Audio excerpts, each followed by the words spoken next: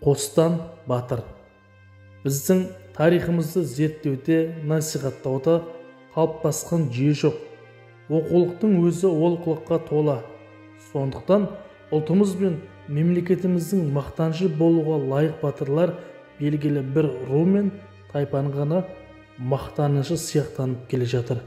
Өйткені тарихын сыйлайтын, ұлтының тарихын, тұлғаларын сыйлайтын мемлекеттің бар екенін үнемі сезінбеу отан сүйгіштік сезімді бірте-бірте бәсеңдетеді. Біріміз біліп, біріміз білмейтін Қостан батырдың тарихы біздің тарихи танымымыздың өз дәрежесінде емес екеніне анық көз жеткізеді. Тіпті біз еліміздің өміріндегі ең ұмытылмас кезең Ақтабан шұбырынды Алқакөл сұлама зобалаңының 280-290 жылдығында оның жеңіспен аяқталған 250 және 260 жылдығында тым құрыса бір мақаламен де атап өтпегеніміз қай абырой дейсіз. Сол зобалаңға ұлы бетбұрыс жасаған Аңырақа шайқасының да 290 жылдығы былтыр үн-түнсіз өте шықты. Сиқымыз осындай. Қазақта батыр көп. Себебі 2,5 ғасыр бойы қалмақтармен соғысып, біресе жеңіп, біресе жеңіліп, бүкіл өмірі соғыспен өткен халықта батыр көп болмағанда кім көп болады? Бір жылда бір батыры өліп, бір батыры аман қалып отырса, 250 жылда 500 батыр шықпас па? Сол көп пе, аз ба? Батыр бабаларымыздың есімінде, ерлігінде есте сақтатып келе жатқан шежіреміздің кеңес үкіметі үнін өшірген соң, талай батырымыз бен бағланымыздың да аты ұмыт болып қалды емес пе? Ептеп болса, соларды бірте-бірте тірілте бастап едік. Бір өңірдің адамдарын мұқатып, әлдекімнің батырлары көп болса, Ақтабан шұбырындыда неге жеңілді дегенін оқып жағамды ұстағам. Өйткені ол бәтшағар өз халқын өзі мұқатып отыр ғой. Батырымыз көп болса да қалмақтардан көп жеңілгеніміз себебі батыр бір оқ десе ол да өліп қала берген. Азды көп жеңген, ауыз бірлігі жоқты ауыз бірлігі мықтылар жеңген. Алайда Шыңғыс хан күшпен әрі ақылмен біріктірген қазақ халқы әлі күнге дейін өз жерімізге ие болып отырмыз. Шыңғыс хан заманынан бері тарихта аты жазылып келе жатса да, батырлары мен бағландары ауызға аз ілініп келе жатқан қазақ тайпасының бірі Керей тайпасы. Оның басты себебі меніңше ол тайпаның негізінен 3 мемлекетке шашылып кетуінде. Негізі қазақ елінде қалғанмен Абақ тармағының біразы Монғолияға, Ашамайлы тармағының біразы Ресей жеріне бөлініп қалғандықтан керейлер жайында кең тарих әлі айтыла қойған жоқ. Оның үстіне Шыңғыс ханның ұрпағы көшін билеген Сібір жақтағы керейлердің тарихы тұрмақ. Қазақ ішіндегілерін айта бастап, атақты Толыбай сыншы Қожаберген жырау мен 8 серіні де бұлар қайдан шықты деп танымаушылар мен жоққа шығарушылар жан-жақтан шошая бастады. Әйтеуір көшебе керейден шыққан біржан салғаны жаладан аман. Тарихын түгендеп, төңірегіміз өсіп өркендеп жатыр. Өткеніне қарап, бүгінгісін бағдарлап алды. Ал біз айтыс пен тартысқа малтығып, біріміз айтқанды біріміз жоққа шығарып, өзара бақталастықтан аса алмай жатырмыз. Өзіміз бірге алмасақ, бөгделер келіп біріктіретіндей ақ бейқамыз. Елдің қамынан гөрі өз қамымызды қатты ойлайтын секілдіміз. Ерте ме кеш пе бұдан да арылармыз-ау, бірақ бос өткен уақыт бәрібір бекер кеткендігін бір білдірмей қоймайды-ау. Оның ауыртпалығын біз бе, ұрпағымыз ба, кім арқаларын кім біліпті? Бәріне кінәлі білімсіздік. 250 жыл соғысқан халық қалайша қырылып бітпеген деген сұраққа Керей шежіресі нақты жауап береді. Әр қазақтың 3-4 қатыны 15 шақты ұлы болыпты. Тіпті қыздарын қоспағанда 17-18 ұлы болғандарды біршама. Тарих шіркінің кейде табанымыздың астында бірде көне моланың ішінде, тағы бірде тау мен тастан жер солудың атында қалғанына ойда жоқта куә боп келеміз. бірақ бір бәтуаға келе алмаймыз. Сөйтіп жүріп әлі талайдан айырыламыз ау. Керейдің ашамайлы ұрпағы қол астында болған Көшім ханның тарихы қазаққа да, орысқа да қажетсіз тарихқа айналып бара жатқан сияқты. Өз жерін, өз елін қорғаған оны проклятие Кочум дегізіп қойдық. Жауы Шыңғыс ханның өзі де, ұрпағы да аяқ асты болып қалды. Көшімнің Әли, Есім, Әзім деген 3 баласы болған. Кезінде Көшім Қазақ хандығының ешқандай көмек көрген жоқ. Кейін оның балалары да Қазақ хандығына ешқандай ілтипат жасаған жоқ. Қайта керісінше болды. Көшімнің Есім деген баласы Қарақал Қонтайшысының ұлы Қота Қосынмен кейін Батыр Қонтайшы атанып, жоңғар мемлекетін құрған. Өрлік Тайшының қызын алып бажа болады. Қалмақтармен бірге қазаққа қарсы соғысып 3 жыл бойы жорықта жүргенде қатыны бір қалмаққа тиіп кетеді. Әйтеуір орысқа қарсылармен біргемін деп жүріп, әбден әтеуірі кетеді. Алайда ұнаса да ұнамаса да ол да қазақ тарихы. Керей тайпасының да көп жағдайы Көшім ханның күйреу тарихымен тығыз байланысты. 2019 жылдың 28 маусымы күні Аққайың шипажайының жоғарғы жағындағы шағын ауылға саумал ішуге бардым.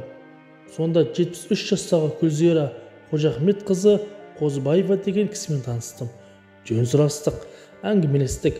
Бұрын Ресейде тұрған, қазіргі күнде Қостанай жақта тұратын Керей екен. Айтқанын ауызба-ауыз жазып алдым. Бабамыз Қостан Батыр деген кісінің бойы 2 метр екен. Ірі, иықты, күшті болыпты. Бір күні құдаларына барыпты. Қуана қарсы алып, төрге отырғызыпты. Мал соятын, сосына келетін уақыт болса да, ешкім олай ыңғай көрсетпепті. Бір кісі үйге кіреді де, отырған біреудің құлағына бірдемені сыбыр етеді. Сонан соң әлгі кісі сыртқа шығып кетеді. Сөйте бір кісі тысқа шығады. Қостан Батыр таң қалады да, өзі де сыртқа шығады. Жұрт жиналған жерге келсе, бір аттан түйе құдыққа құлап, шегенделген аузына кептеліп қалыпты. Алдыңғы 2 аяғы мен кеудесіне арқан байлап, атпен тартып жатыр екен. Бірақ әбден кептеліп қалған түйені қозғалта алмайды.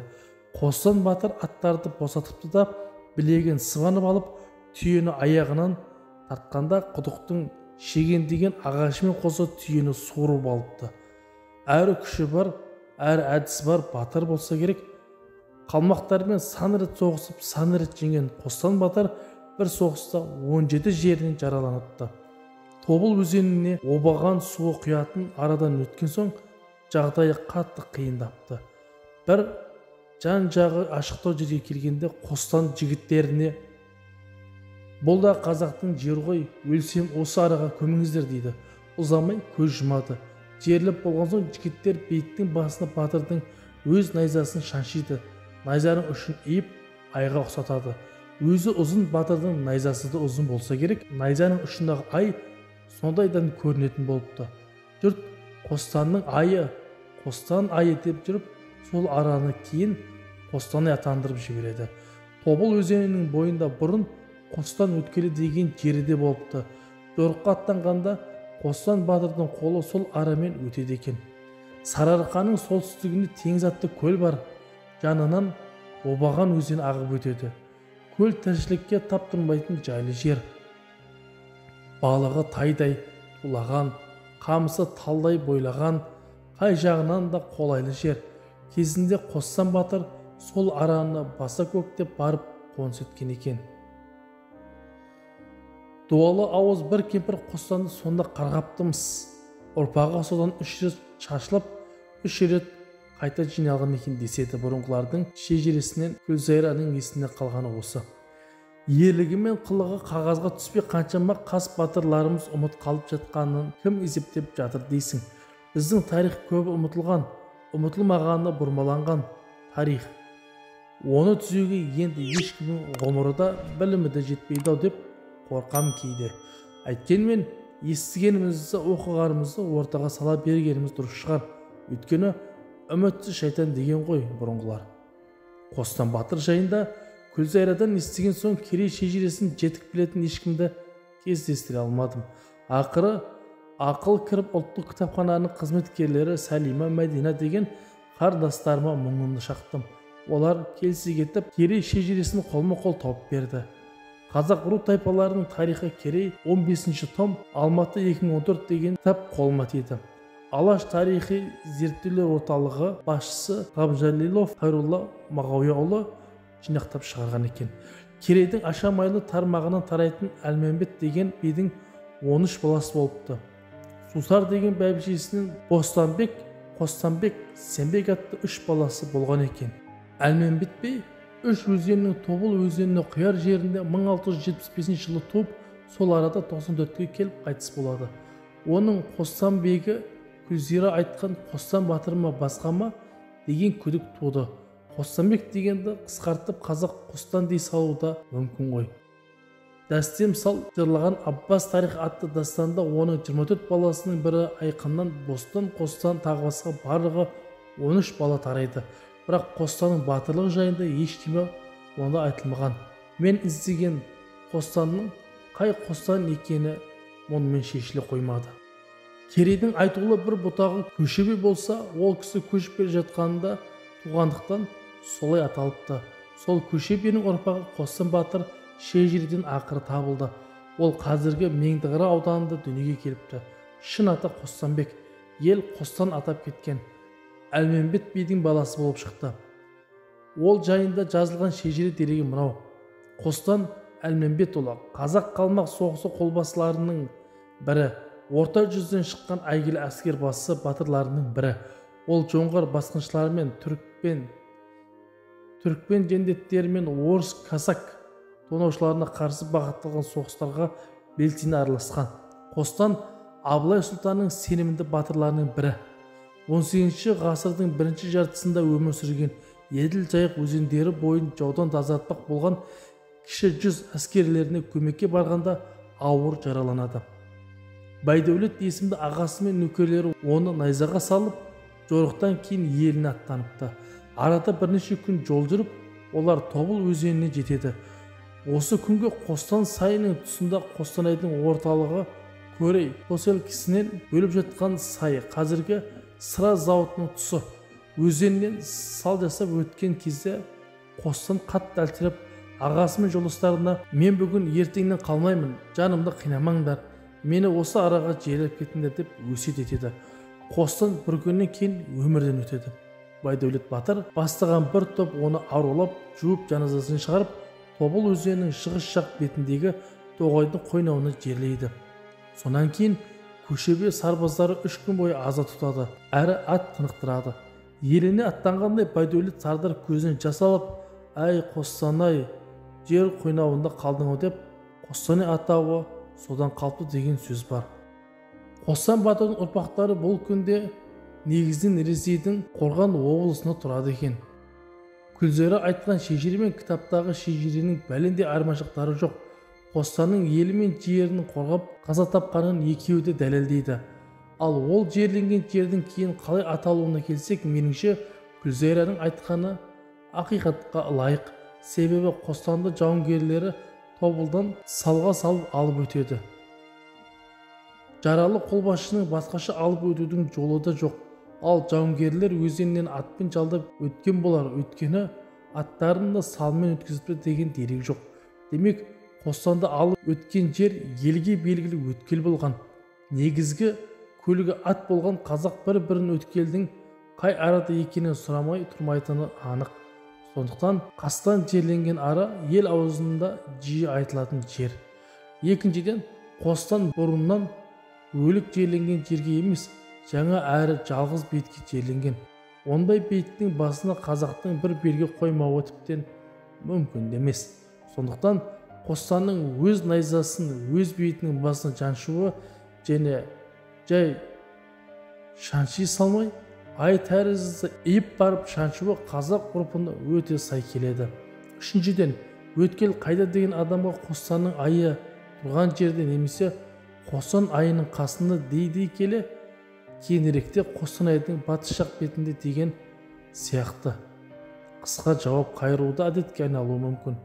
Төртіншіден, Қостан сайы мен Қостан ауылының күні бүгінге дейін халықтың құрметіне ие болып келе жатқанына қарағанда, ол бабамыздың ел үшін қан төккені ұрпақ есінде сақталатындай үлкен ерлігіне қатысты болса керек. Бесіншіден, Қостанайдың аты Қостана деген екі қыздың атынан қойылыпты. Бәлен елдің бәлен сөзінен туындапты дегендердің бәрі ізденудің сәтсіз әрекеттері. Мен өзім Қостанайдың аты Қостан батырдың атынан келіп шыққанына титтей де күмәнденбеймін. Өйткені қазақ жерінде сол текте сақталған ат өте көп. Жер аты еліміздің бар тарихы, Қостан батырға қатысты тарихта қасиетті тарих. Оның елі мен жерін қорғаған ерліктерін біз ескермегенмен, кезінде орыс шенеуніктері Қостанай атын өзгертіп, ол жерде Николаевка деп атаған. Дәл қай жылы екенін айта алмаймын, алайда оның солай болғанын 1895 жылы 8 ақпанда патша ағзам қол қойған жарлығы дәлелдейді. Торғай облысындағы Николаевка қаласына бұл елді мекеннің бұрынғы Қостанай атауын ауыстырып беруі және Николаевка уезінің атауын өзгерту туралы император ағзамның жарлығы шығады. Ал енді Николаевканы қайтадан Қостанайға өзгертуге не себеп болды дейсіз ғой. Жергілікті халық бәрібір Николаевканы айтпай, ол жердің ежелгі аты Қостанайды атай берген. Ешқандай күштеуге де, үйретуге де көнбеген. Соны көрген патша үкіметі амалсыз Қостанай деп қайтадан айтуға мәжбүр болған. Бұл да бізге үлгі болатын нәрсе. Өкімет халықты сыйлау арқылы ғана өкімет бола алады. Павлодарды Кереку, Петропавловскіні Қызылжар деп ресми өзгерте алмағанымызбен, өзара өзді-өзіміз ол қалалардың ескі атын аузымыздан тастамай айтып жүрсек, оны кім қой деп жатыр. Ел өзінің ұлт екенін, ешкімнен білімі де, мәдениеті де кем емес екенін үлкен істе де, күнделікті істе де көрсетіп дәлелдеп жүру керек.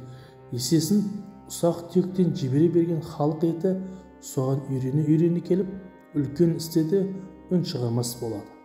Тарихты өшірмеудің, ұмыттырмаудың сан түрлі айласы бар екенін біз ешқашан ұмытпауға тиіс. Өйткені біз 2 ғасырдан астам уақыт өзге елге бодан болған елміз. Сондықтан ұмытылған, бұрмаланған тарихымызды қалпына келтіру, оны қастерлеу, насихаттау бәрімізге борыш болып табылады.